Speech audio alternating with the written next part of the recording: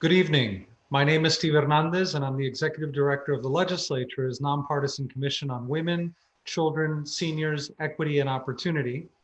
We are here tonight at a virtual town hall meeting of the Commission, hosting a really exciting panel of leaders in the community on the issue of an equitable return to learn, making safety the bottom line for all children. What I'd like to do is I'd like to have each of you introduce yourselves so that we can have your picture pop up on the Brady Bunch screen in front of us. But I'm going to start firstly with State Representative Robin Porter, who also happens to be my co-host tonight. Hi, Robin. Hi, Stephen. How are you? I am State Representative Robin Porter, representing the 94th District for Hampden and New Haven.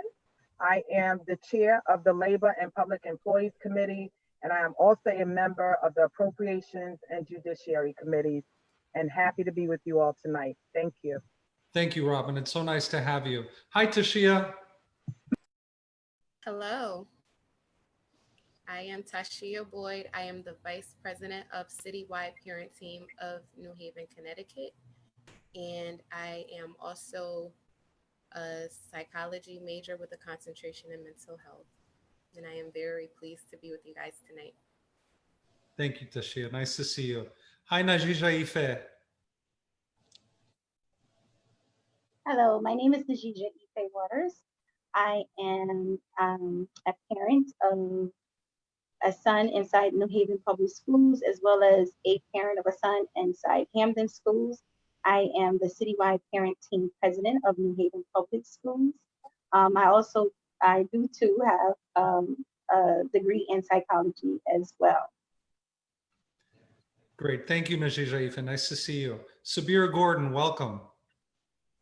Hi, Stephen. Hi, Robin. Hi, everyone. My name is Sabira Gordon, and I'm the Executive Director of CONCAN, which is a nonprofit organization that is geared to making sure that every single child in Connecticut has access to a high quality education, because we know that Black and Brown students in our state are not getting equitable access to great schools. Very excited to be here. Also the parent of an 8-year-old and a 3-year-old in the Waterbury school system, and just trying to navigate as a parent and as an advocate, like what are the best decisions to make for myself and for other families. Great, thank you so much, Sabira. Welcome. Hi, Kalila Brown-Dean. Good evening, everyone. I'm Dr. Kalila Brown-Dean. I'm Associate Professor of Political Science and Senior Director for Inclusive Excellence at Quinnipiac University. And I am also the parent of a 7th grader who keeps us on our toes. Thanks for having me tonight. Thank you, Professor Brown-Dean. Nice to see you. Dr. Tamika Jackson MacArthur, welcome. Hello, good evening. My name is Tamiko Jackson MacArthur. I'm a pediatrician here in the city of New Haven, where I practiced now for 22 years. I have a set of 13-year-old twins who attend New Haven Public Schools. I also am a member of the Board of Education. Thank you, welcome. Hi, Roxana, welcome. Roxana Walker-Canton. Hi, Stephen, how are you? Nice Good to see you again. My name is Roxana Walker-Canton. I am a newly elected board member for the Board of Education in Hampden. I'm also a university professor, filmmaker, and I also own Kim Can Academy, which is private tutoring and enrichment for K through 12. And also the parent of 3 young people. 2 are adults and 1 is a senior. Welcome, so nice to see you. And finally, last but not least, hi, Gemma Joseph Lumpkin. Hi, Gemma. Hi, I'm Gemma Joseph Lumpkin. I am the mother of 2 young children, and I'm the Chief of Youth, Family, and Community Engagement for New Haven Public Schools. But I always start off with mom first. So Gemma, you really have captured in what you just said, really the moment of this group. I'm really excited to be joined by not only learned practitioners in the various fields that you occupy, but also parents who are experiencing what we see as an imminent return to learn and all of the dynamic complexities that brings with it. So I'd like to welcome all of you, and I'd like to get right into the conversation if we could. Robin, you and I were talking early on in the last couple of weeks as this government and the commissioner really released the Return to Learn plan for the state of Connecticut, which is a developing story, as we know. And we thought about what equitable return to learn really looked like. Robin, can you share a little bit of your thoughts on why you thought this conversation was important tonight? Yes, and thank you for that, Stephen. I thought it was important because of the feedback, first of all, that I was getting from parents and constituents, some that are on this call, around their concerns about school reopening, the fact that they have been petitioning for answers to questions weeks old that they hadn't had responses to, and some really legitimate concerns that I felt like they needed to have a platform where they could have their voice amplified and their concerns heard, by not just by the districts that they represent or live in, but as a community as whole across the state with Connecticut. So I've tried to reach out to both Hamden and New Haven, because that is my district, so that we can hear from the people that are closest to the problems, because I believe those are the folks that have real solutions.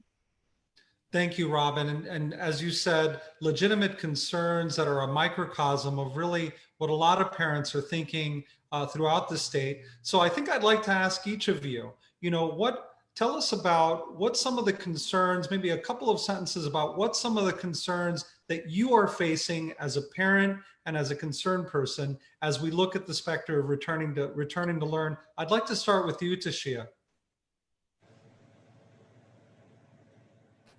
Yes, so some of the concerns I have is how would returning to school full time, not even hybrid for New Haven, how would that look for students with special needs, 504 plans, IEPs, how it would look for working families and the different dynamics of families. I know we can't please everyone in what's going on, but I think that there are some things that really need to be addressed in the plans to reopen and that we're just not getting answers to. Thank you, Tashia. I love your acknowledgement that you can't please everyone, but there's also a theme I think that we're hearing in the last few weeks of there is no one size fits all as well. So thank you for bringing that to light. Najisha, can you share with us some of your concerns as a parent and as a practitioner going to reopening? I think I'm going to echo Tashia when it comes down to medically compromised children, as well as, families that needs to go back to work, but yet not really sure if the plan meets their fears. I'm going to say fears instead of expectation, because that looks a lot different. We know what we want. However, we're still speaking of a fear that, what do we know?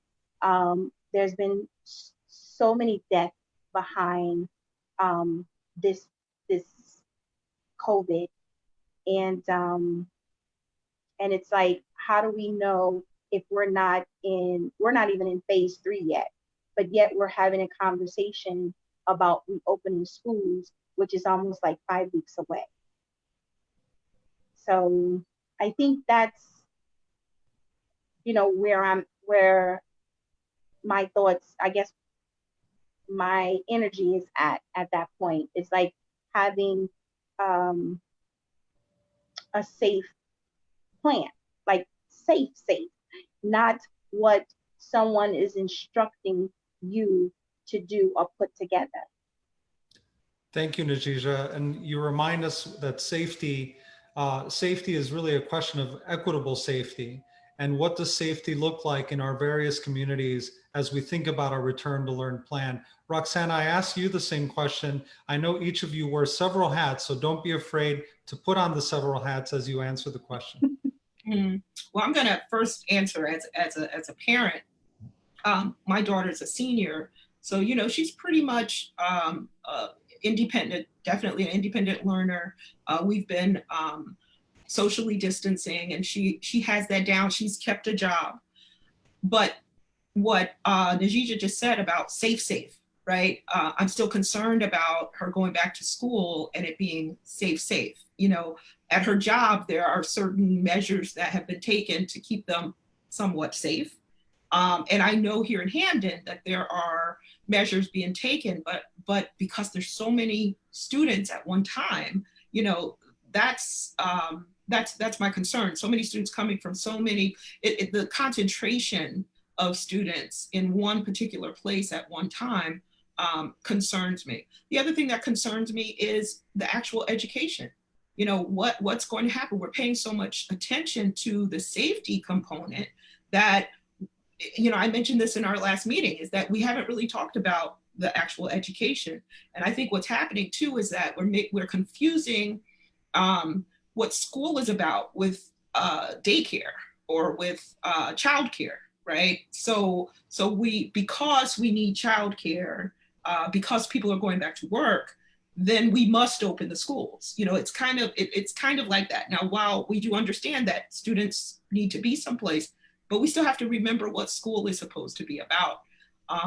So those are, you know, my concerns as a parent.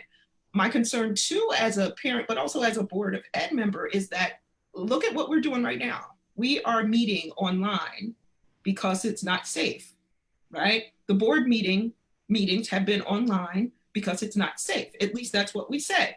Yet and still we're going to send our kids back to school with more than, we have 10 people here online with more than 10 people in a classroom. So how can we say that it's safe for students to go back if we have not yet made it safe, said that it's safe for just the Board of Ed to go back to meeting in our regular spaces? So there has to be a certain level of consistency. I see that too, a question I raised at our last meeting too, is that, you know, we were talking about playground play, the plan for playground, going out for playgrounds for the elementary school kids. Well, the playgrounds in Hamden are not open in the city. So how can we open the playgrounds at school if the city's not? There has to be some consistency in what we're doing in school, in the schools with the town, and then between towns that are in New Haven, in New Haven County, because we all are sharing streets, we're all sharing places to shop. So there has to be a certain level of consistency. And I get the feeling that we're willing to do that, but I think we need to do that and make it very specific. Thank you, Roxanne. I really appreciate your call for consistency. You know, I'm reminded about what Najija said in terms of meeting our fears and meeting our expectations. And I think our expectations are all similar, which is wanting our children to learn and wanting school to be more than just a daycare experience. But the fears, especially for people in the state of Connecticut, they're informed fears. We've been through this. We've gone through the spikes, and now we're enjoying, at least for the moment, what has been a downturn because of some of the early actions that we took. And I hear you, Roxana. Why do you want to undo those early actions in a way that isn't at least uniform, in a way that isn't equitable? So thank you for that. Dr. Jackson, the same question to you, if you would.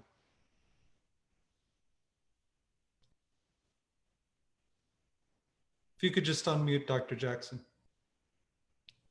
Thank you, sorry. My dog was barking, so I had to mute before. I'm going to answer as a parent first, and I have a lot of questions that all the other parents have. Is July 20th, and we still don't have a clear-cut outline of that the public can unpack as to what we're doing. Is it state-driven? Is it district-driven? There's just no clear-cut plan. While there have been some things that have been put out to us, it's still not clear. Everyone has the same questions, and we hear that every day. And I think that's a big problem. And it kind of benefits, and I mean, it pushes all the insecurity and all the worries. If we don't know what's going on, you're going to drop that on us when? How will we plan for that? New Haven is offering either, you know, distance or in school, but how do you choose that if you don't know what the intricacies are? And I think that's one of the biggest problems for our parents. We're just not clear of what is going to happen. As a pediatrician, I've seen quite a bit of emotional I would say emotional baggage thrown on to our children in our communities. And I say baggage because they don't know. The parents are talking about corona, the TV's talking about corona, their friends are talking about corona. They've been affected by people being sick or who have passed away, and that really is having a heavy toll on the emotional status of our children. How do we equitably address that? We know that some children have more support in the home for that than others. If we were to say, everyone stay home, all of that is going to continue to escalate. I have been seeing a lot of situations where I've been referring children to therapy around dealing with the situation of corona in our community. So staying home sounds really good, but if we have a population of children that just aren't faring mentally well, that's a big problem, and we're going to be seeing a lot of that fallout. And so if we're in school or out of school, as a pediatrician, the medical providers and the mental health providers and the school, we have to get together to sort of, treat that, because I'm a doctor, treat that. Or how are they going to learn? We can't learn if we're not stable, if we can't think clearly, or if we're anxious or have anxiety around a threat that may or may not be there. As a board of ed member, I'm at a point where we haven't gotten our plans yet. We're getting them tomorrow, so I really don't want to say much because I can't say yay or nay if I like or if I don't. But I'm hoping that once we get our plans, that for me, I want to know, how are we educating? Are there curriculums that we've worked out for distance learning because we had to do it at the drop of a dime? We weren't ready. So what have we done to improve upon that? What are the new things that are going to make it a better experience? It has not been a good experience for many people, for many children, for many families. How are we addressing the digital divide? These hotspots that we have were not good. How are we going to make sure that if we continue with the distance learning, that we have proper internet for all children, and that every child has a device? We know that we were short on that. So I'm waiting for the plan from Dr. Tracy and her team that we're going to get tomorrow. So I really can't, even critique what they're doing, but those are the things I hope that we see tomorrow. Thank you so much, Doctor. And thank you for elevating the social and emotional well-being of kids. So much has happened, not only from the pandemic, but also the social injustices that children are really seeing elevated around them. And I think more than anything, children and their families want to know that whatever the return to learn environment is, that it's safe, and that it's not just safe physically and accessible physically, but also safe and accessible socially and emotionally. So thank you for lifting that up. Kalila Brown-Dean, welcome. I'd love to ask you the same question. And again, so many of you on this panel wear different hats, and I invite you to wear your different hats in your response. It's a lot of hats, but I think, as been said before, the hat that is most important is the hat of being a parent of a young child who, as other people said, thought, "Mommy, this isn't education, this isn't school, this isn't learning." And so I share all of the concerns that the panelists have about, first and foremost, our priority is the health and well-being of our child. But I think also sometimes we have to call a thing a thing. And the thing that has to be said here is that what has been a problem is the ways in which people have pitted parents and families against educators. Either you're for the safety of parents, or you believe that teachers are just babysitters and you're okay if they're put at risk. And nothing could be further from the truth. Because the reality is that if my kid's teacher is unhealthy, the risk to my child is even greater. And that is whether it's their physical health, or the teacher's mental health, or their unwillingness to engage because they too have families that they want to make it home to. So let's start there, that we all want the same thing, even if the way that we think that should be approached is different. The other hat that I have worn throughout this crisis, and the one that, Dr. Jackson MacArthur has been this great sounding board for me, because when I need to vent and I need someone to help me make it all make sense, I reach out to her, or I reach out to Representative Porter, like, help me get through this. I've spent the last 4 months working to get resources to families who have been affected by COVID in my role as chair of the board at the Community Foundation. 70% of the funds that we gave out since March related to COVID has been to address basic needs like food. So think about what that means in 2020, that you have this great economic crisis that so many families say, yes, I want my child to be safe, but I'm also in fear of my ability to take care of that child and give them the most basic needs that they have so that they can be okay. And all of that then means that as a community, whether we are educators or parents or at the intersection or just people who understand that if you have a failing educational process in your community can't thrive. All of that requires that we name and we realize the reality that while some people want to go back to normal, normal was not working for the bulk of families in our cities and our towns. And if we don't address that reality in a structural way, not a symbolic way, but a structural way, we are going to be right back here during the next pandemic or during the next crisis, addressing what we should have addressed before. And that is that in the state of Connecticut, we don't have an achievement gap. We have an opportunity gap and a resource gap that we have to address.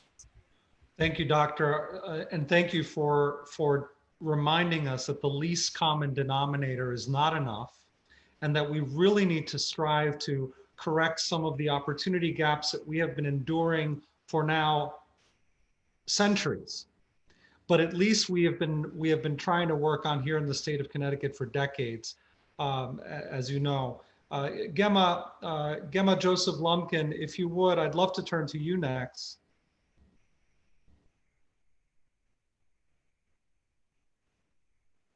As we wait for Gemma, Subira, you Yes, are. I'm Oh, here. there you I are, just Gemma. had a Welcome. hard time. Welcome Like, back. which button do I hit while I deal I with knew you'd everything do that's going on in my world right now, which is being a mom while my children are in the sprinkler and I'm watching them and do this at the same time. So first, I want to echo what everybody said on this call. First, we're all parents, and our number one concern is from parents, certainly the safety of our children. And Dr. Jackson and others did point out from the Board of Education perspective, tomorrow, our team, the leadership team in New Haven Public Schools will be presenting the plan for reopening, and that would give the board a chance to take a look at it and give us feedback, and for the community to respond to that plan. So we're excited about getting that out there, and I don't want to get ahead of us and start talking about that work until it is officially presented at the board. But a piece of this work that I want us to stay focused on is the work on what I'm transitioning from disengaged youth to vulnerable youth. And that is the area of my expertise and the area that I've spent the last part of my career focused on. And this period in our history, not just COVID, but this period that we are experiencing right now, and even locally, the violence that we are seeing is having, the trauma is real, and the fear is real, and the hurt is real. And today we worked with 51 students who we know are at risk. They are students who are on probation. They're students who have a history of vulnerability, whether they are undocumented or whether they are homeless or whether they have a history of behavior or they're just tenuously engaged. They're not attending school. We are honed in on those students. We are surrounding them and working as a school district to protect them to the best that we can. And Dr. Dean pointed it out in terms of what we see. We see students who are worried about food. We see students who are worried about what's going to happen outside if they step outside. We see students who are worried about things that children should not be worried about. And when I say students, I'm talking about we have students, as young as 6th grade, right through 12th grade. So this conversation really, I would like it to really not stay focused, but include the issues of students who we are concerned about bringing back to school. My mantra is we want all students to come back, and we want those students who were highly at risk for not being engaged in the beginning, to find a place to have intensive outreach, intensive supports, a sense of connectedness back to our schools, a sense of connectedness to our community. I mean, we're dropping off Chromebooks, and kids and students are lighting up that they're getting a Chromebook because that's going to be their connection to the world and other students. We have students who are writing poetry in our arts program this summer. We're running a summer program. That, you know, we have students whose parents are in other countries while they are here undocumented, not connected to their moms. I can't imagine what that is like for teenagers, to where parents were sent back and kids were left here. So there is a group of students who, if you line them up, would add up to about 3,700. That's a lot of kids lined up if you watch them individually, who are at serious risk in all of this. And my job and my dedication is to stay focused on those kids and make sure they are healthy and they're safe, and that they all come back, whether we're virtual on the ground, or whether we are virtual in the cloud, or whether we are in person on the ground. We want all of those kids back. And that's what we've been focused on over the last several months. Thank you, Gemma. Subira, as a leader in the education equity space, I think about a generation of children that we're at the risk of losing. So I'd really love to hear your perspective on why the importance of education equity, both as a parent, but also as a leader in the space. So thank you, Stephen. I think a lot has been said, but one thing that I will say is, so we know that education is the way for communities in poverty to break that cycle. And without a good education, it is highly unlikely that communities born in poverty are going to be able to break that cycle. What we saw in the spring was a failed experiment at distance learning. And we have, I think, at least from my perspective, have not done all the work needed to make sure that distance learning is high quality. I think when we went into distance learning, I completely understand it was a crisis, but there was an assumption that there was a parent at home who could hold your hand and guide you through the process. I am a parent with a master's degree, and it took me 2.5 months to figure out how to guide my son through the process. I wasn't trained in education. I didn't know what the signs were. I didn't know when he was frustrated that yelling at him didn't make him want to do it more. We weren't given, as parents, any of the tools necessary to make sure that our kids were successful. We were given things for them to do. And I can sympathize with the parent who barely graduated from high school, who's being given all these things and these websites and these places for your kids to go to and things to do, where you just give up and throw your hands in the air. But we know if we don't solve that, we are not solving generational poverty. For many of these kids, if we lose them this year, I know I keep saying academics is not at the focus, but without the academics, we are never going to change this resource and opportunity gap. The academics, the fundamentals of learning and of reading, writing, and figuring out how to navigate through society, which is something that many of us learned through education. Missing that in the fundamental years, I think we've talked about K through 12 a lot. We haven't talked about pre-K. We know that early education and it doesn't have to be a formal learning plan, but kids being connected to language and being connected to other people early on is incredibly important. We haven't talked about storytelling. You don't need to be in a classroom. There could be someone who's telling stories to these babies when their parents have to go to work. Because the other thing is service jobs are overrepresented by people of color in the state. So the people who are going to work are the Black and brown parents. So it's the Black and brown kids who I've heard as young as 6 are staying home by themselves because there's no one there with them. So we have an opportunity to reinvent public education to make it work for the needs of our families, rather than taking our families and having them fit into this box, which I'm reading this book, guys, called Stamped from the Beginning, or I'm listening to it, which really tells you about like the history of how everything was built not for us to fit in that box. And I think we have an opportunity to challenge that box right now. I think COVID has, for many people, they're telling me about all the things that's unearthed. It's just telling all the things that I've always known to be true. I live in a community that I live in because I don't want my kid to be the only Black kid in a classroom.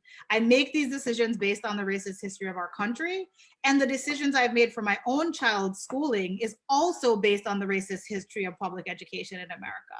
So we have an opportunity, and I think those of us in spaces of leadership should be putting pressure on the system to make the changes necessary. If there is going to be a resurgence in the fall, a few things need to be true. Every child needs to have a laptop. If they don't have a laptop, don't expect them to learn. It is not the parent's responsibility. We have a constitutional right in Connecticut to provide public education. No parent should be trying to scramble and figure out and beg and borrow money for their kid to be connected to the internet. Every single child should be connected to the internet. It should be a public good. They need to have that connection at home and not driving up to school trying to figure out where it should be. So as a parent, I think about these things, but what I can say, and I own my privilege in this moment, like many white families, my kid will be okay. I don't worry specifically about my child. There are all the babies in my community and the communities that look like mine that I worry about, where their parents are saying they don't think their kids are gonna be okay. And we wanna depart from, what school was all about. It's about learning. Doesn't necessarily have to be learning what they're teaching them right now, but it's about learning and breaking generational poverty. Thank you, Subira. There's a dual sin of opportunity gap that you're reminding us of. The one, of course, is the inequitable resourcing, inequitable funding of education. But the second one is diminished expectations of children of color. And one thing that we found in the data as we looked at the opportunity gap over the years is that even for families of color, especially Black families, that were able to break intergenerational cycles of poverty and opportunity for themselves, it was not guaranteed that their children, especially their boys, would have the same opportunity, and that the expectations would be as high for them as their white peers. So I sense the urgency in this room, because we don't want to lose a generation of children because of lack of equitable resource, but also because of diminished expectations. So, I'd like to go back to our board members, because, and also any of you who represent the interests of teachers, because I'm really sensing that tension between wanting to get kids into a learning environment, but also understanding the critical role of the teacher that is safe, the teacher that is connected and supported in the success of the child in the learning environment. So I'd love to have one of you weigh in on that. Sure, I'll weigh in on that. One of my concerns in being a board member in Hamden is that we don't hear enough from the teachers. And I believe that it's part of the bureaucracy. I believe too that it's a very gendered decision, because so many of our teachers, especially in elementary school, are women. And so when we look at the upper echelon of leadership, we see them to be men.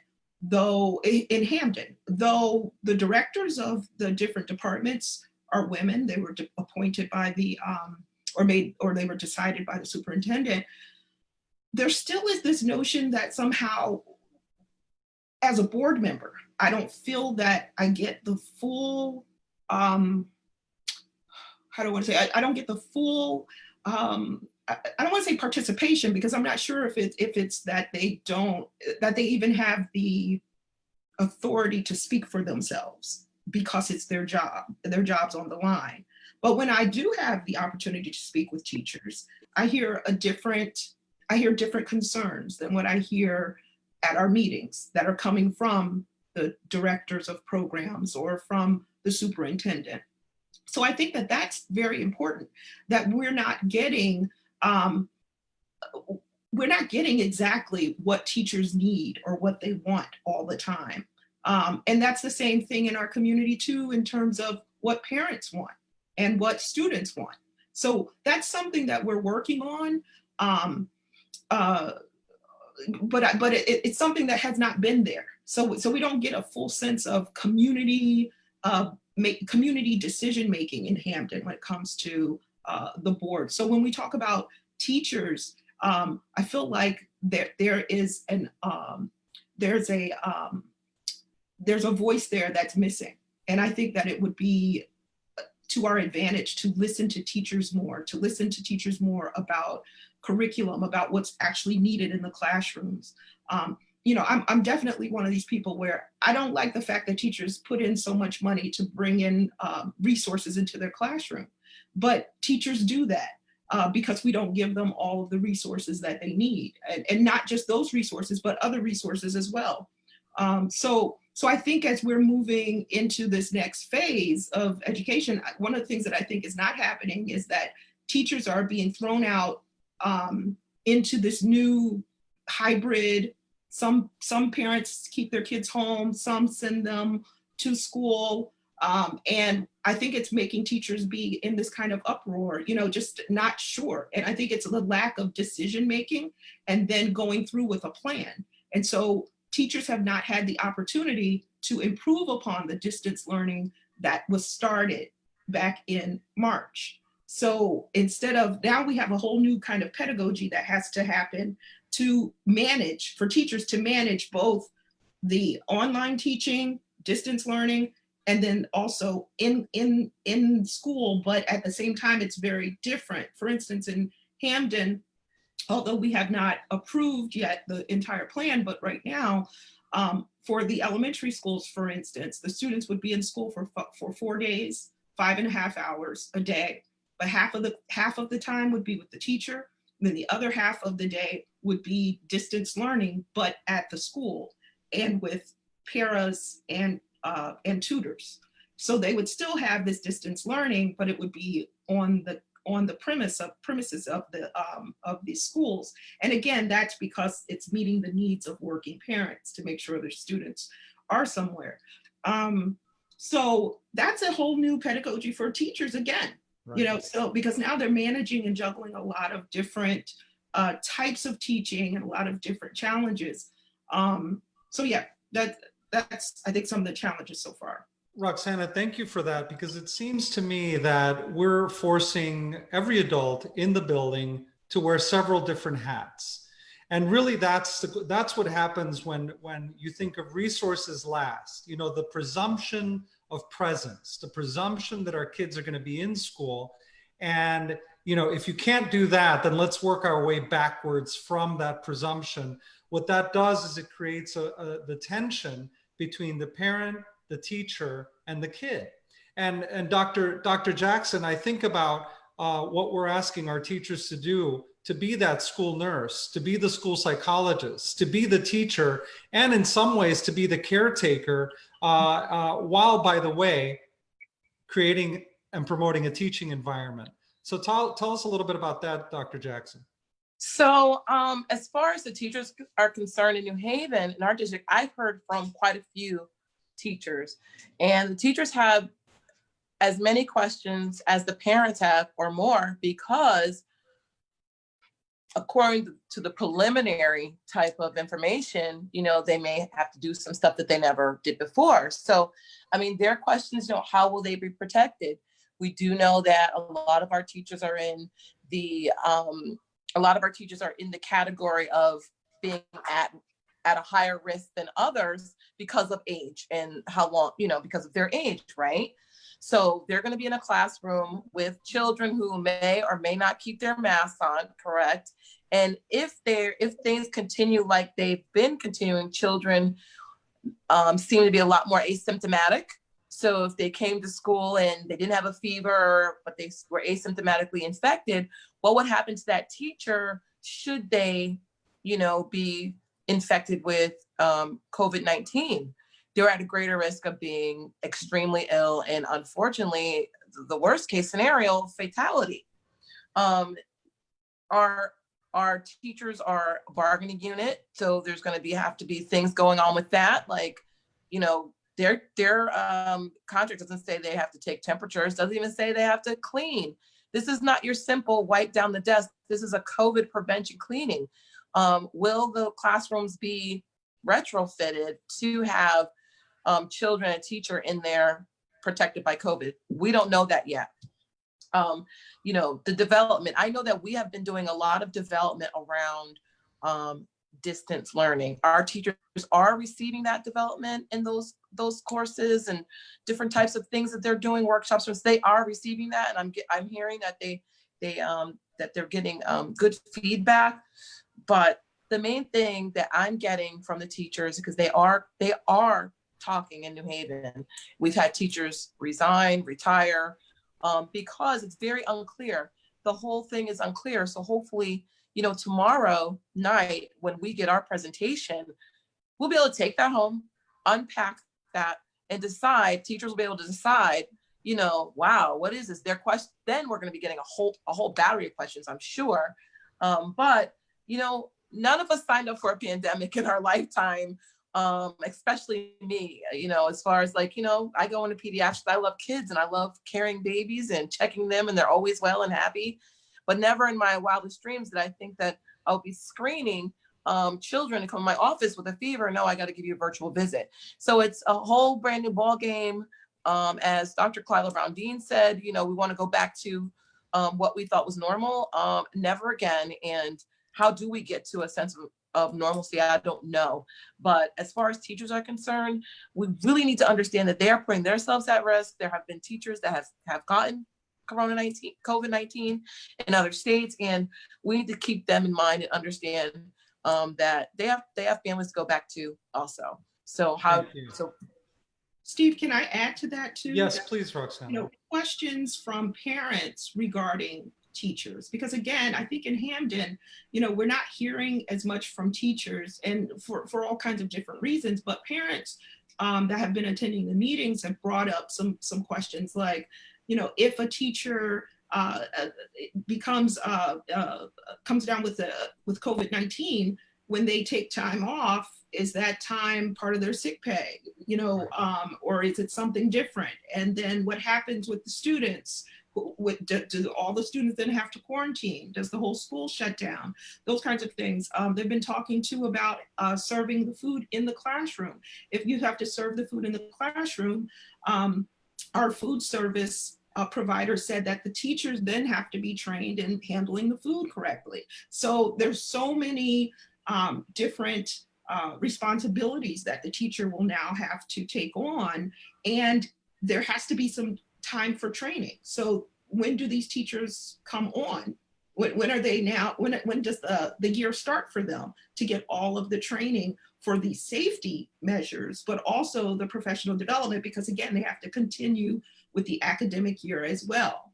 So there's just a lot to happen, and because we don't have a definite plan just yet, we have to have it in by the 24th. So it will be made by the 24th. But if you think about that, July 24th, and we're supposed to open August, we have less than 6 weeks to get things together, so. Right around the corner, and we have questions seems to be the theme. Dr. Brown-Dean. Yeah, a couple of things. I think often when we talk about teachers and educators, we assume that they have the resources that they need. And when I say resources, I mean things like technical skills. So, I had 3 days to convert my in-person classes to an online format. And I quickly learned that online learning is not just turn your Zoom screen and give your same lecture or presentation that you would have done. So I've now spent 6 weeks this summer becoming an online educator or certified educator, because I knew that my students deserved more than I could give them this spring, even with all of my good intentions and all the things that I wanted. There were skills that I needed. There were resources I needed. It couldn't be based on the assumption that while we can and should ensure families have access to Chromebooks, many of our educators didn't have the tools that they needed either. Many of our teachers and our educators are parents themselves. So if the expectation is that now I need to have this sort of multi-phase learning, what does that mean for educators who have children? And yet, if we see the decline in daycare centers and facilities as we're expected, then what happens to those children of the educators who are putting their lives and their health at risk in order to educate ours? And that's why I think we have to do away with this false dichotomy between parents over here and teachers over here, because the root that binds us all together is this overwhelming uncertainty. And the last thing that I'll say, you know, when I think about what the fall will look like for me as a professor and as a parent, the question that sticks out is, from where will the PPE come? Where will the testing be? Now, my university has done a great job of answering those questions and preparing for that. But that's something that's taken us 4 months to do, not 4 weeks. So it means something to me when I listen to the NBA preparing to restart this weekend, and these players are able to be tested every day, multiple times a day. And I wonder how here in Connecticut, how will we have access to PPEs, to masks, to testing for these children who are our greatest resource, as well as to the staff who are in the buildings with them. And the last thing that I'll add, because this is it's nagging at my soul. A budget is a moral document that indicates your values. So it means something that we expect paras to go into this classroom, go into the school, put their lives and their health at risk for less than a livable wage, without saying that you are an essential frontline worker and therefore you should be compensated as such. That is a structural systemic problem that we have said often to Black and brown women working in those positions, that yes, what you do is important, but it is not important enough for us to ensure you can take care of yourself and of your families. That's a question, I think, that we all should be getting behind without respect to title and position, and thinking about things like fairness and community. Thank you, Doctor, for reminding us that we really need to reevaluate what essential means. And really what essential means is exactly what you just described. And it's those frontline workers that are keeping us safe, are keeping us educated, and really will preserve the future of our community. So really thank you for saying that. Najija, I see you. I hit the wrong place. So I wanted to kind of like add something to what these ladies were saying, which were, okay, we talked about the teachers piece of it. So now let's put out there, as these teachers are becoming to be all these positions, or are expected to be these positions, so are parents, right? Especially if you have a child that's underneath the special education piece of it. Now, my experience just over the spring alone was there were 6 teachers.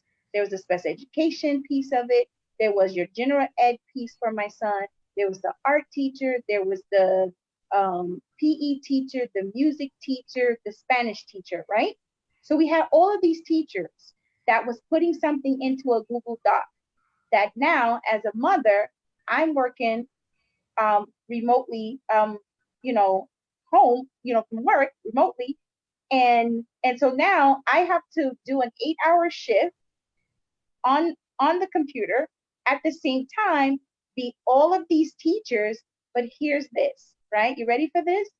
Now you have a kid who's underneath special education, and every assignment that you send him, you're asking him to type a skill that he has never received inside school. So it's like, what you're saying a day should look like. So you're saying, okay, we're expecting these kids to be on from, say, 9 to 1. There's no way that a child, especially in special education, who's never typed before in his life, you didn't give him that skills, but yet you're requesting for him to type every assignment. That he's also a child with a one-to-one. Where's that one-to-one? And that was my question, because I do sit on the reopening committee for New Haven. And my thing is, what do one-to-one look like for social distancing? What do medically compromised kids look like for social distancing? So it's like, it's tough from each angle. But all we have is people that sit in a certain position that says, this is what we're recommending, this is what we're requiring, but you have not yet looked at the dynamics of each district to see whether or not you can do that. And then from my standpoint is what I'm looking for is the superintendents, the powers to be, to look at the dynamics and say, hey, we can't do this. Who is going to stand up? Who is going to be bold enough? Who is really saying that kids first? Because if that's the motto, kids are first, where are kids first in this whole thing? Dr. Tamiko said it, you know, and I'm hoping that I heard you say it could have been Roxana, but we're talking about looking at this thing from a babysitting piece of it.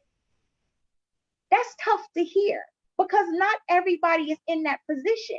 However, I think a lot of parents that really don't want to send their children to school really have no choice because we're the resources. You have people who are still waiting for that pandemic EBT resource. You're still having people that are waiting for unemployment. So it's like, at what point, you know, like, how do we come together? How do we do this? Because at the end of the day, and I keep asking this question, which one can you replace, a job or a child? Which one? Gemma, I want to come back to you. Thank you for that, Najija. And Gemma, I want to come back to you and talk about disengaged youth. But first, Robin, it seems to me that the choice that's being made here, this terrible choice, is either we set the bar too high and we fail as institutions to deliver, or we set the bar low and we guarantee that our children will fail ultimately because they're not receiving a quality education. So Robin, tell me, where do you set the bar when it comes to the question of equitable access to education? Yeah, I say, you know, nothing is a failure but a try. And we have been behind the eight ball since the beginning. And the thing that really disturbs me about this situation is the fact that our children start out behind, most of them, not all of them, right? And now they've had what may be, because we don't know if they're going back in the fall, it may be a year that these kids are out of school. And you've heard from the panelists that it's disproportionate, this impact. Some children have fared well, others have not. You know, we've said we want to stay home, it's about safety, but some homes aren't safe. What are we doing about that? There's child abuse, there's domestic violence, there's all kind of things that go on in these homes that I don't think a lot of the folks that have the power to make these decisions are actually thinking about. And part of that is because it's not their experience. And that's why I think it's important to have panels and townhomes like this so that the people that are directly impacted and the folks that have expertise, like the doctors on here, the Board of Ed members, and of course, being a mother, a parent, that's critical. I mean, there needs to be a voice and a space for that. And a lot of things have been said. You know, Severa said that this is an opportunity and we have an opportunity. I would push it even further than that. We have an obligation to shift the paradigm here. We have an obligation to change what has been status quo. Because as the good Dr. Kalila Brown Dean said, you know, this is structural. And we don't need symbolic changes. We don't need the feel good legislation. And I'm going to put my lawmaker hat on. You know, it is about us making sure that we take the opportunities to bring equity to the platform whenever and wherever we can. It is our jobs to legislate justice. So for me, when you talk about education, we must raise the bar because it is not an achievement gap. Our children are totally capable of achieving what any other child can achieve if given the proper resources, adequate resources, and the opportunities, if we level the playing field. So for me, when it comes down to it, let's level the playing field. Let's make sure that the opportunities and resources are there, not only for our children, but as it's been said, for the educators. And that's something that happens in communities of color more so in any other school districts. It is not just a disparity in learning and education for the children, but it is around the resources that teachers have access to and the things that they have to deal with. You know, we have SROs in our schools. We need social workers. We need guidance counselors. We need people that are going to pour into our children and tell them that their potential is limitless and that there's nothing they can't be. We have to put people in these positions that are going to have to, that will encourage our kids. And actually, we do have them. They're called paraprofessionals. And I want to go back to that because they are essential. And this is the fight that I'm having as the labor chair with essential workers in this state right now. You don't get to call them essential and then treat them like sacrificial lambs, literally being led to slaughter. And now you're talking about taking kids too? That's not acceptable. So I say raise the bar as far as it will go and watch our babies soar. Dr. Brown-Dean, on policy. Yeah, I am a political scientist, so I would be denying my training if I did not speak to this intersection. I want people to ask themselves who profits from pain, from failure, and dysfunction. And most often, it's not the people who are represented on this call or the people who are watching it on Facebook. Most often, it's the people who have the resources that they can weather a short-term storm because they've been able to store up for the long term. And so they can take the quick losses because they know how to come out on the other side. And that means when we think about policy in this moment, think about what it will mean in this economic crisis that we are in if we see massive foreclosures because homeowners who did all the things we told them to do to pursue the American dream can no longer afford to stay in their homes. What does that mean? When you have companies, well-financed companies who will line up to purchase those homes, companies who have benefited from decades of redlining and gentrification now situated to remake those neighborhoods and in turn remake those schools so that they fit the kids who are moving back into the cities from the suburbs and are now making new demands. Watch what happens when private charter school corporations who are positioned to come in and remake and dictate what happens to those schools are able to do that because we haven't looked at structure. And so as Sabira said, and as others have said, we didn't get here overnight. We know this, but we have to start thinking long-term and structurally because nothing fails in this country without someone being right there to pick it up for their own selfish gain. So that means that local legislators need to start passing ordinances right now to prevent that from happening, to understand what it means for families who have struggled in these cities for decades to still be able to hold on to some piece of dignity, being a home and a place of roof over their kids' head. And again, if we see this economic downturn, which means that in districts that are financed by taxpayer money, and you start to see less revenue coming in, who are the people who are going to be fired and laid off first? Because the excuse is that we don't have the revenue that we need to do these things that we are called to do. And that's what I want us to think about collectively, because often we aren't the people at the table, but as we have seen over the last 2 months, just because you're not at the table does not mean you are not in a position to flip that table and make a difference. And that's what we need to do to protect our children today, but also for the kids yet to come. Thank you, Dr. Brown-Dean. You remind us of the resiliency that some of our communities in Connecticut have been able to build through wealth building, through access, through opportunity. And it's that very same resiliency that our communities of color, specifically communities that suffered under redlining, were not allowed to build. So when I hear look to the helpers, I think about what the help really means. Does the help mean helping families break intergenerational cycles of poverty and build wealth? Or does the help mean just enough to get by? And if it means just enough to get by, then I don't think our communities are interested. But Tashia, I wanted to come to you. I'm going to come back to you, Gemma, but Tashia, I wanted to ask you about that obligation that Robin talked about. What is the obligation to our communities? The obligation to our communities from the lawmakers and the educators, or from the families, just to clarify? Sure.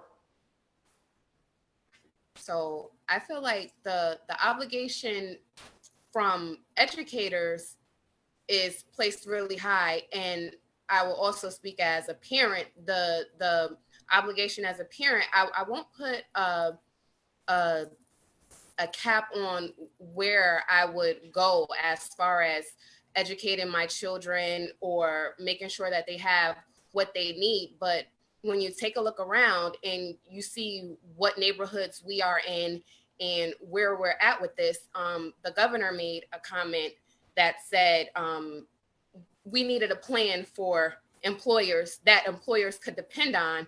So when I heard that, it was okay. So we give employers what they're looking for. However, is that at the sake of my children?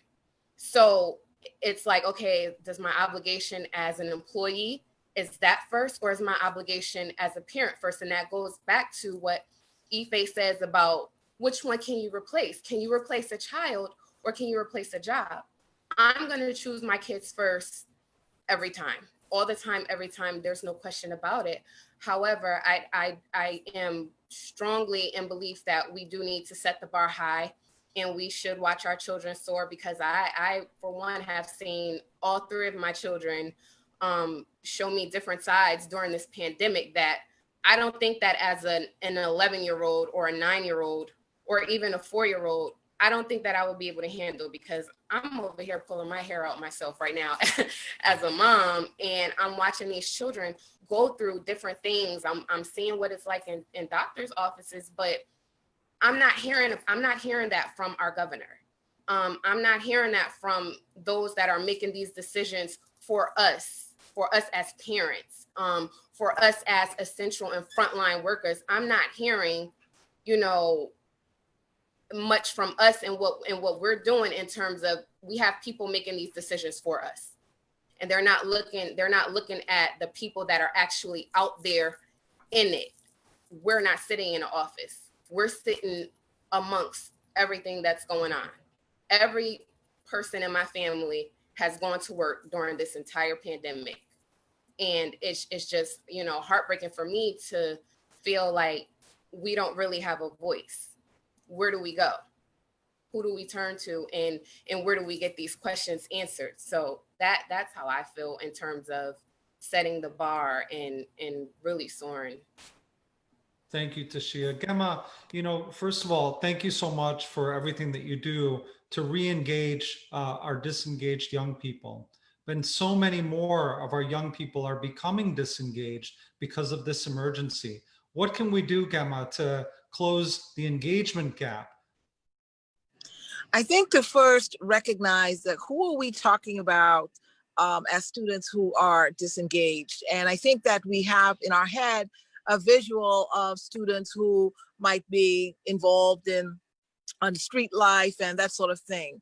But when we talk about students who are at risk, as I said before, we're talking about families where parents are doubled up. Sisters have to move in with sisters, and moms move back in with moms, and we have multiple generations of folks all struggling, trying to make ends meet. We have students, as I said earlier, who are undocumented. We have 500 students in this district who are homeless or really on the edge of homelessness. I think we have to understand that disengagement is not what we might imagine it to be, and that resources, we have to focus on their needs. We have to focus resources on their needs, and that means being in touch with them, being on the ground with them. We had, for example, about 1,500 kids who we couldn't find in the middle of the pandemic, and you can probably hear the mommy, I want you right now, that's coming in my direction. It's my 2-year-old. But we had to stop and think about, was it okay in the middle of the pandemic in March and April to not be able to be in touch with these kids telephonically? And the decision had to be made it's not okay. So we had to join, and we did join with our SROs, I would say, along with our team. And we went out and door by door, kid by kid, went to get eyes on these children to make sure that they were okay. So I think, first of all, we really want to understand what is disengagement. And frankly, I'm calling it vulnerability now, right? Because disengagement has just become like a catchphrase out there. But it's vulnerable students. And let me also say that it's, students exposed to the trauma that we're experiencing right now in our communities, Hamden, New Haven, locally across the Connecticut. This is creating a serious concern, a serious issue. We're talking to these students every day, and we're hearing their sense of real, I don't want to state this, but our students are in a state of trauma, and really need us as community partners to think about how we are using funds to provide care coordination for families. If we don't deal with the families who are dealing with children who are stressed and on the edge and don't have the resources that some others might have, we are really heading for a crash. So to answer your question, it's a broad group of students who are facing vulnerabilities and families facing vulnerabilities. And this idea of care coordination, meaning we're not pointing fingers at, well, where are the parents, why kids are on highways riding the various motorcycles and motorbikes and things like that. We have to think about what are the needs. How can we address the needs of these families and these students? Thank you so much, Gemma. And as I think about the most vulnerable children, whether it's the vulnerable children that you're describing, Gemma, or children with special needs or in special circumstances, I think about the one size fits all approach and how it falls most heavily on them and their families. So I'd like to focus a little bit now on how it is that we can think about this in a different way, in a more targeted way. We have for children that have special circumstances or special needs, we do individualized education plans.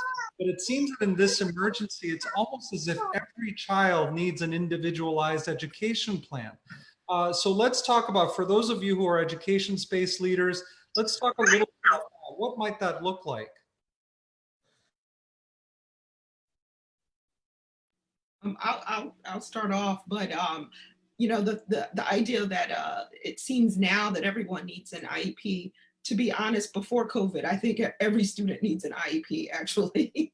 But I shared an article that was shared with me from another Hamden parent, and she's also an educator. She's a university professor, and it was about Massachusetts, one of the reopening plans that they have, and their reopening plan comes in 4 phases. And the first phase is where teachers and administrators come together to plan to do the professional development for the reopening, or for online teaching, distance learning, all the training that we've been talking about. The second phase would be for those teachers now to interact specifically with families and students, whether it be virtually or even if they meet up in the space. But that second phase is what's missing, I think, in a lot of the plans that we're making now.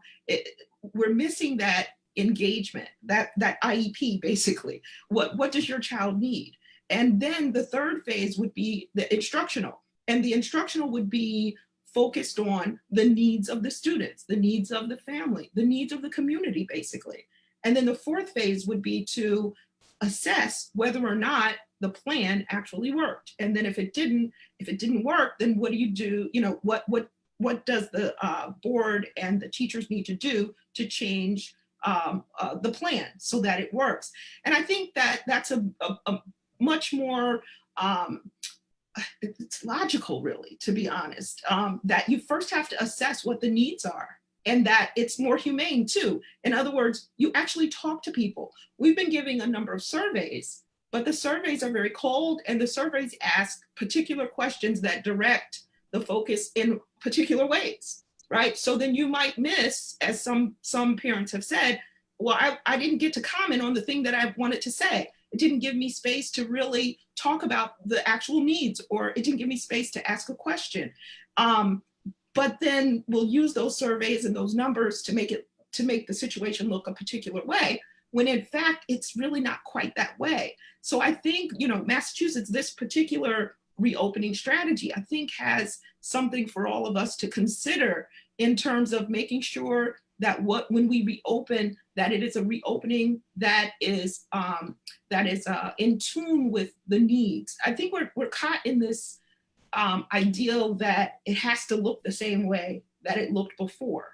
And the thing about it, it's never going to look the same way as before. And that's not necessarily a bad thing. Actually, it can be an excellent thing. And we should look at it that way and take this time to reimagine, restructure, break down, tear down the things that were not working and make it work for our particular communities.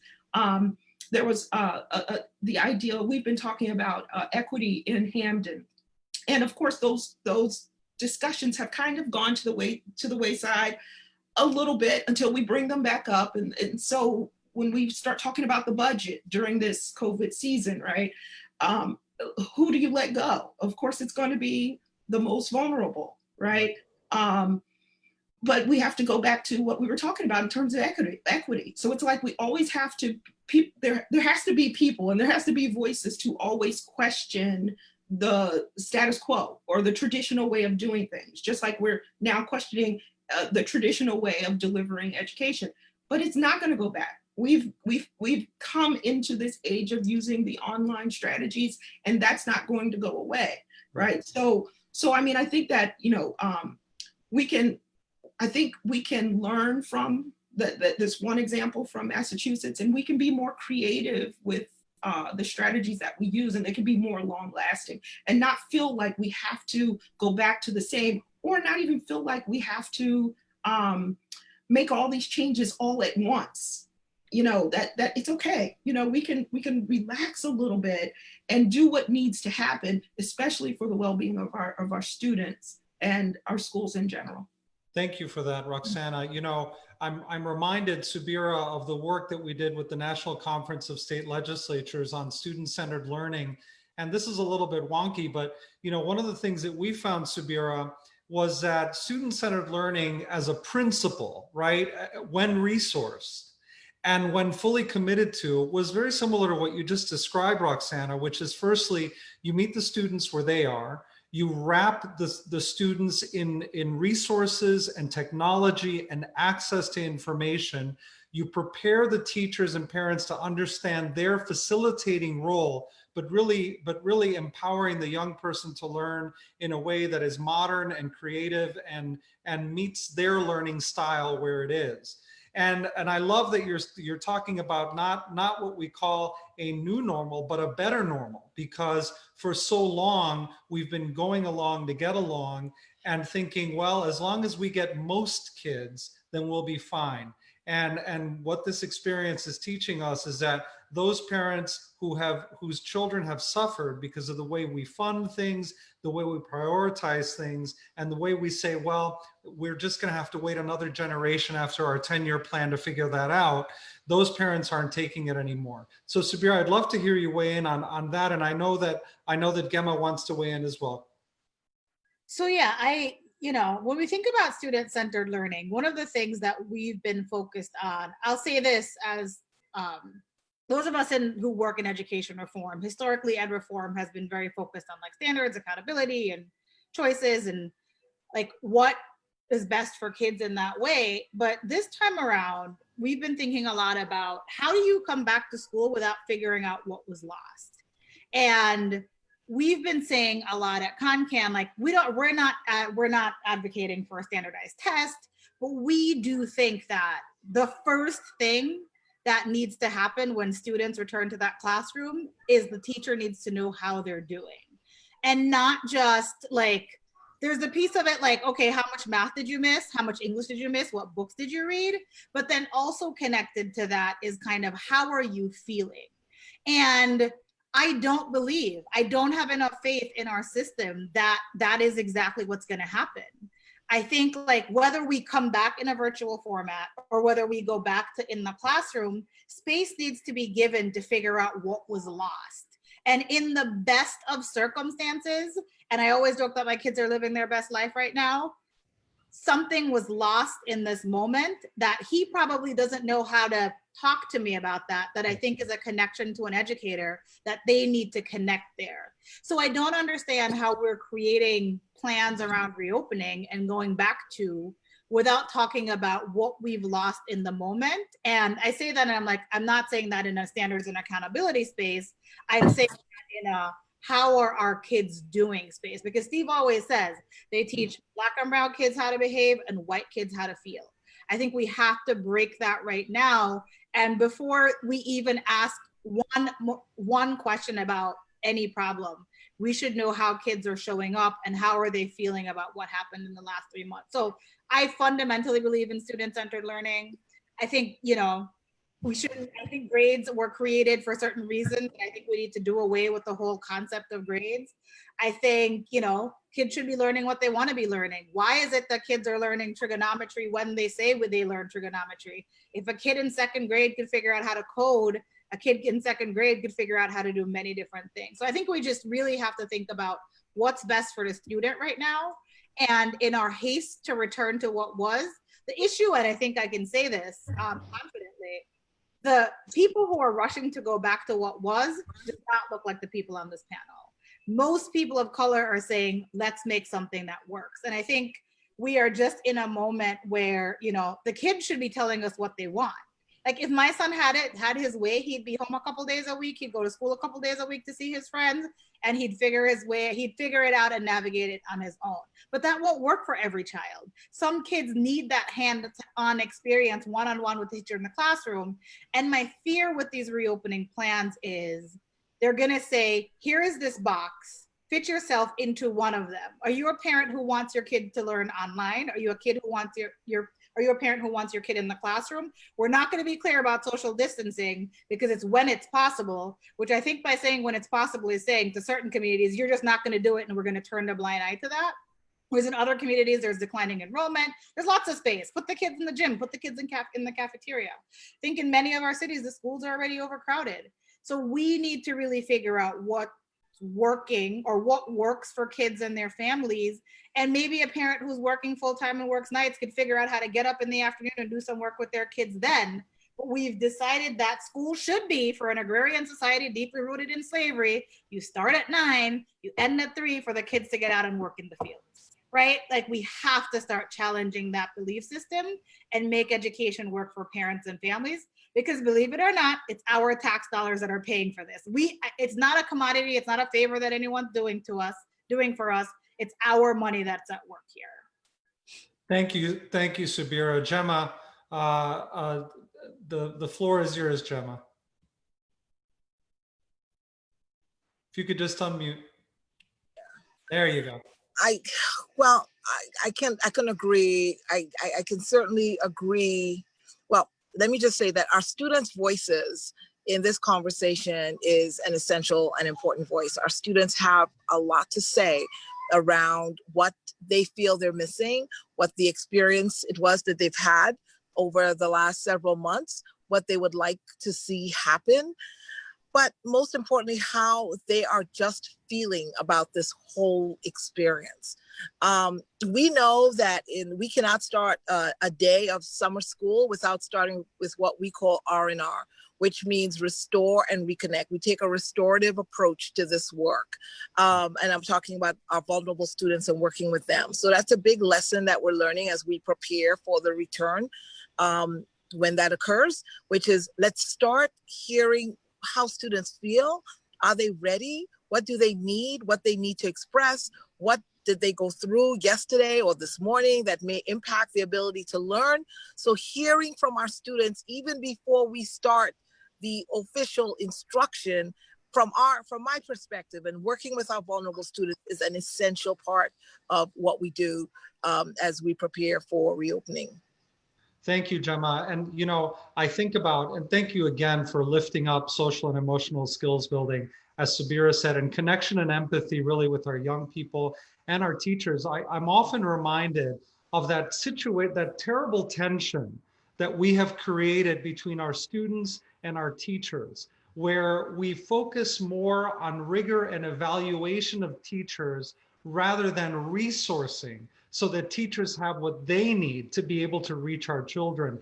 And I've often worried, you know, Robin, if you recall when we did our literacy work, and ensuring that kids were reading by 3rd grade, we said, you know what, teachers, we're not going to evaluate you on your knowledge of teaching reading in order to penalize you. We're going to evaluate in order to resource you. And we decoupled the evaluation from the learning.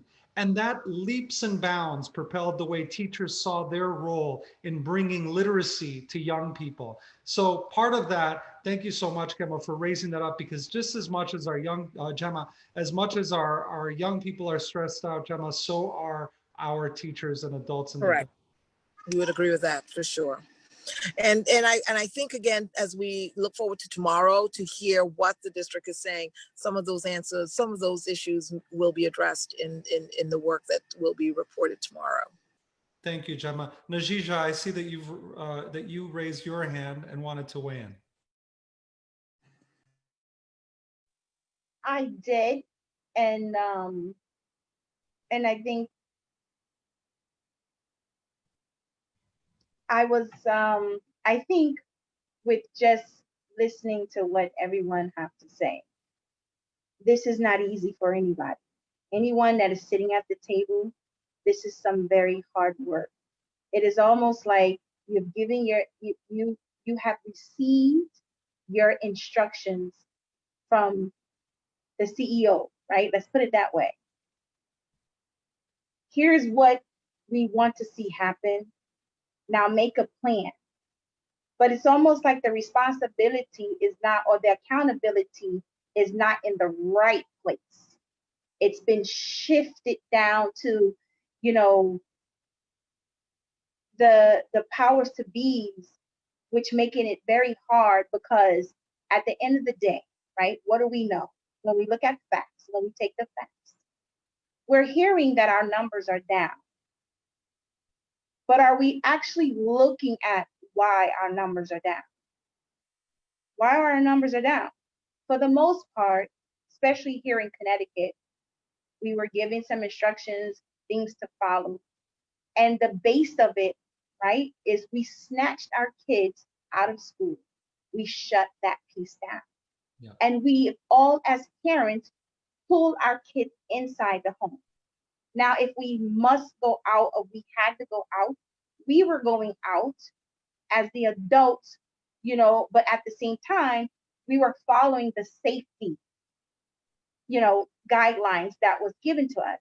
In the meantime, our children are still home, and we're protecting them, and we're keeping them safe. We were doing what we're supposed to do. So we see our numbers down. But to make a decision to say, okay, I'm going to open up schools, we see that the numbers are down. And again, we're still not in that phase 3. We're not even in the complete phases to really say that this is what we should be looking at, or this is what we should be doing. However, we still need to be looking at the fact, why are our numbers down, especially when we're talking about our children. You get what I'm saying? And so now to give instructions to individuals like your superintendents to come up with a plan, that is hard. Because what happens? There's different stories that's been, you know, surfacing, like summer school, Norwalk had a case, you know, now those kids was affected. Like, it's like we're playing Russian roulette with our children. It's like, how do we as a community, how do we push back? And I know that there are, you know, a group, my citywide as well as New Haven advocates, we're trying to gather everyone, a part of this caravan that we're doing. You know, that's the first step of, you know, really trying to push back to the governor to say, we need a safe and funded plan. You know, but we need more than that. We need we need more teachers. There's teachers involved, but we need more teachers. We need more superintendents. We need more educators. We need more board of directors. We need these people to stop trying to be safe, because that's what I believe it is. Everybody want to be safe with the job. You can always replace your job. That's right. But you cannot replace a child's life. And so what's going to happen? What's going to happen? Say we go and do this, right? And then we're hearing at the same time, well, no plan is real guaranteed. So if it's not a guarantee, if you don't, if you can't tell me that you know that you know that you know that you know that you know that you know that you know, then why are you telling me to bring my kids into that school if you don't really know and you can't guarantee? And then you're trying to take, there's no accountability, and then you're not talking about the responsibility of this. Because when a child dies, God forbid, what are you going to tell that parent? Well, you made that decision. You had a choice whether to send your child to school or keep your child home, and you chose to send your child to school. Wow. How do we do that to our families? How? How? It's not a real choice when you have no choice. Thank you, Najija. I want to, as we come to the close of the hour, I'll want each of you, as we sign off, to just reflect upon one thing that you would say to one person in wrapping up this conversation. It could be to a kid, it could be to a leader, it could be to another parent. But as we think about that, Dr. Jackson, I want to turn to you just on the question of the science. So we hear so much about how children react to this disease differently. They are at less risk. Tell us a little bit about that. Children are at less risk of significant severe disease. COVID has no best friend, so it's going to infect anyone, doesn't care. But children we expect them to have less serious disease. To piggyback on what Ms. Waters said, if a child gets infected, my fear is that they may become orphans. So if a child gets infected, brings COVID home to a parent who's older, I'm an older parent, I don't want my kids to give that to me. Plus I have exposures from what I do at work. Right. You worry about what happens to the parent. Most children will do fine. They will get better. But you worry about the people that surround them. Therein lies the concern from the teachers and, the older people that work in the schools. We talk about cleaning, COVID cleaning. We're going to wipe down every desk. We're going to wipe down every hard surface, even all these different businesses, even my business, I clean everything, and we have a certain protocol that we do. But you can't disinfect a body that's walking around, a lung. You can't disinfect a person. So that's why you get concerned with asymptomatic spread, because that person's not going to have a fever. We screen people that come into the office with a temperature, but if they don't have an increased temperature, that doesn't help you. People that are sick with COVID-19 are in the bed. They're home. They don't feel well. It's the asymptomatic spread, which is the biggest concern, because you can't disinfect a person. And for me, that's one of the concerns. How do we kind of manage that? It's very important to understand that, and we do. That is true. So asymptomatic spread with the children, they don't get us sick. How do we contain that? And that is one of the things I think that all districts are going to wrestle with. I think someone mentioned Norwalk. I heard that was one of the instructors, but how do we know what how many people became infected? They never reported that, but that's a fear. So I don't know. I know you're closing out, but my last thing that I would want to leave with is that, in opening schools, coming back to a safe environment, that all districts understand that we're bringing back our troops from being deployed. They're coming back with a lot of PTSD, trauma, not just from COVID-19, but from what they've seen in their home. A lot of kids are realizing that their housing is insecure, their food insecure, that there's domestic violence that happens when they're at school, but now that they're home, they're witnessing that. I've seen a lot of that. I made a lot of referrals for therapy around the trauma of what's going on with being home and realizing we're in a pandemic. So the districts have to understand that when they bring our troops home, there's stuff that you need to do to get their minds right. If your mind is not right, you're not going to be able to learn. Your body's not going to be healthy. So as someone in our comments has said, you know, we have to teach to the whole child, the entire child, the whole teacher, the whole administrator. And for me, that's the most important thing. We can spend all our CARES money on our curriculums and our developments, but we're going to be bringing back, our troops are going to come back hurt. And if we don't fix that, then it doesn't matter what we do. Thank you, Dr. Jackson. Roxana, a parting word. I guess I would say, and I guess I would direct this at families, the parents and students, that, well, maybe I guess it's the whole community, I guess, just to start to look at this season that we're in as the glass half full, because while there is, you know, the pandemic of COVID-19, the pandemic of racism going on around us, there is time for us to be planning. There's time for us to be building. There's time right now for us to see exactly how things have been running and to make new plans. And that this too will pass too. You know, we're going to get through this, but make the decision for your child to go back. Make sure it's the decision that you want, and things will work out. Thank you, Roxana. Gemma, your parting word. I would just continue to amplify that the needs of our vulnerable students, and that making sure that as we as we talk about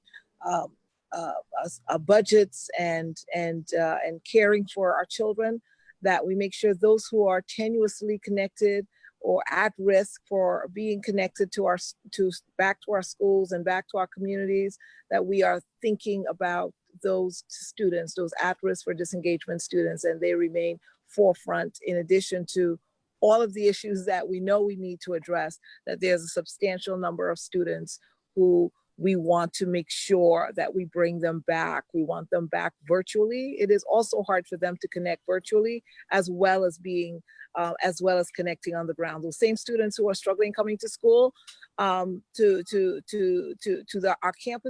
are struggling getting online and trying to do this work virtually as well. Thank you, Gemma. Tashia. It takes a village. It really does take a village. And I just want families in the urban cities and the inner districts to know that they have a village. We are the village. And though they may feel their voices are not being heard, we will stand together and we will make our voices be heard. They will not be able to just do whatever they want with our children in our communities. It is time for our village to stand up, and we all need to put our hands in this. We all need to have a hand in this, and we all need to let these children know, as Dr. Jackson said, our little troops, you know, and they're coming back, and they're not coming back the same way we left them and the same way we picked them up. I know my children aren't. So we need to all take that into consideration. And all of us that are on the ground fighting, we need to remember that. And we need to remember that this village needs to be stronger now than ever for the sake of our children. Thank you, Tashia. Dr. Brown-Dean. Thank you, and thank you for allowing me to be a part of the conversation. I would just say to remember where our power lies.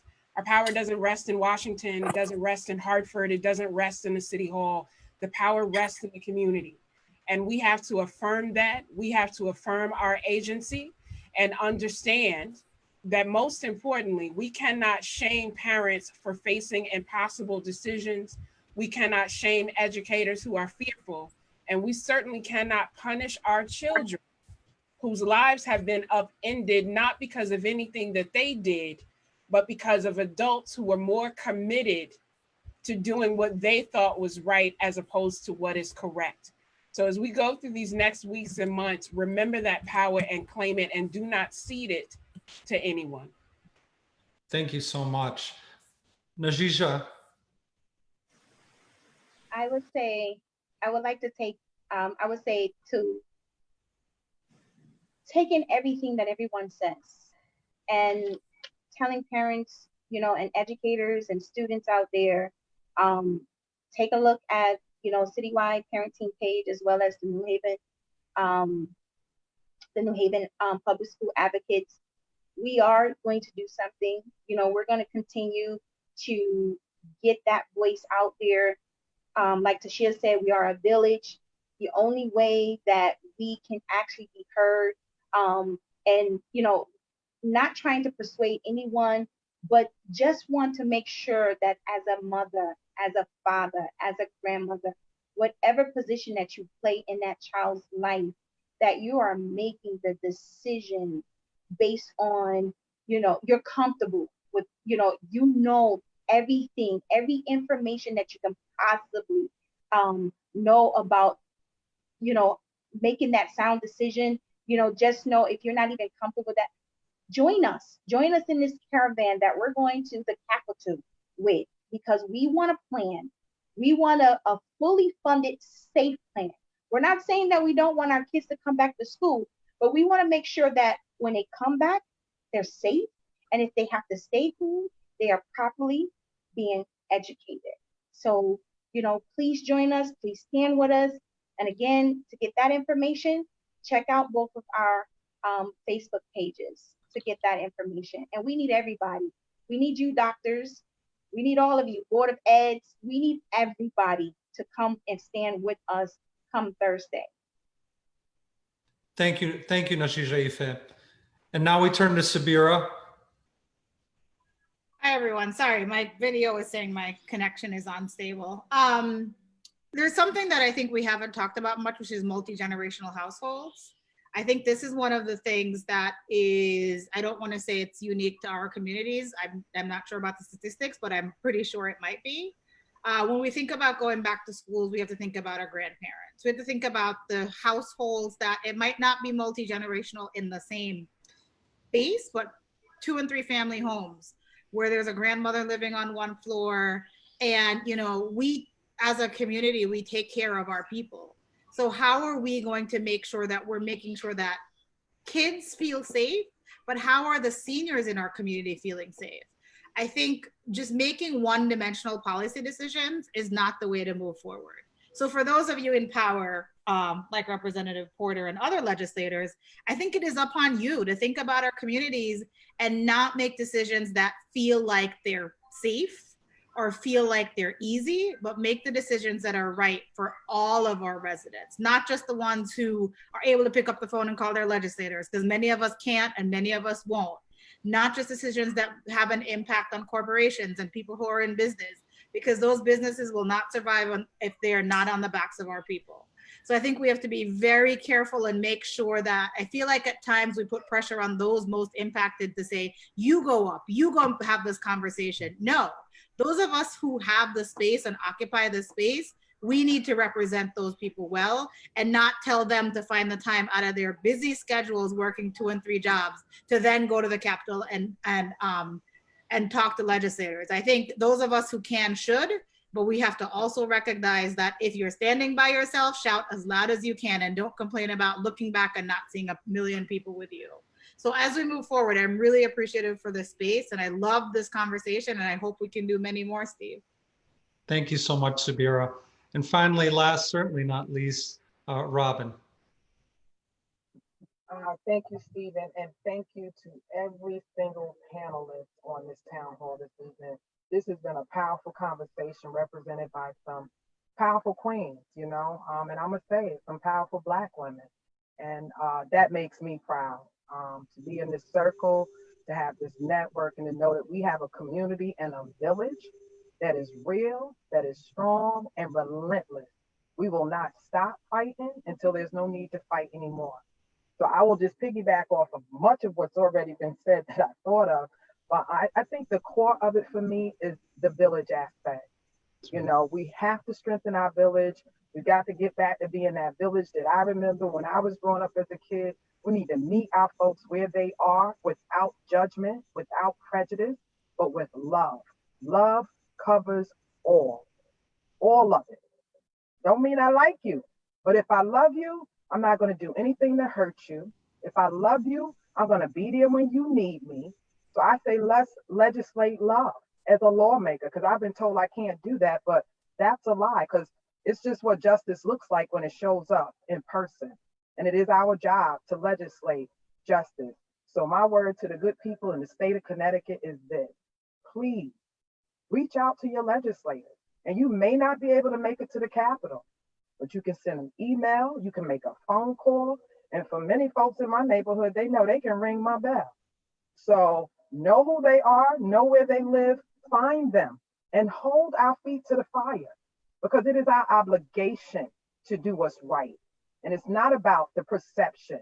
You know, people say perception is reality. Well, perception, that's the reality that we have accepted. It is time to change our reality into what is right and what is just. And our babies, our people deserve what everyone else has been able to get except for us. The time is now. We cannot wait another day. Enough is enough. We need equity straight across the board, whether it be education, healthcare, jobs, essential workers. Yeah, we need to make sure that we're taking care of those who have been out there almost 5 months, taking care of us to make sure that this state remained open. And when we send our babies back, we need to make sure that we're doing it for all the right reasons. And it should look different. It should not be what they left. And Dr. MacArthur, thank you so much for that deployment pitch. You know, when you said that, I come from a military family, and they come back so damaged, you know, and our babies have been damaged in the process, and some of them further damaged. So what I will say is that I hope we do better by them than we are doing by our veterans that come home, because we ain't done right by them either. So let's get it right, because we can and we should. Thank you so much, Stephen, for this. You know I love you. I love working with you. And I hope the next town hall we do will be what I just heard in this town hall, a panel with students. We need to Thank do you this. so much. Thank you, Robin. And listen, I just want to thank all of you. I want to thank our viewers on Facebook Live, and I want to thank each of you. This is certainly not the beginning of this journey, and it's definitely not the end of this journey. But I want to thank you for this stop along the way, and for your energy, your passion, your expertise, your focus, and your fire. Because I think you're right. To quote the good doctor, remember where our power lies. And with that, I want to leave you and our viewers and thank you again for joining us tonight. Have a good night.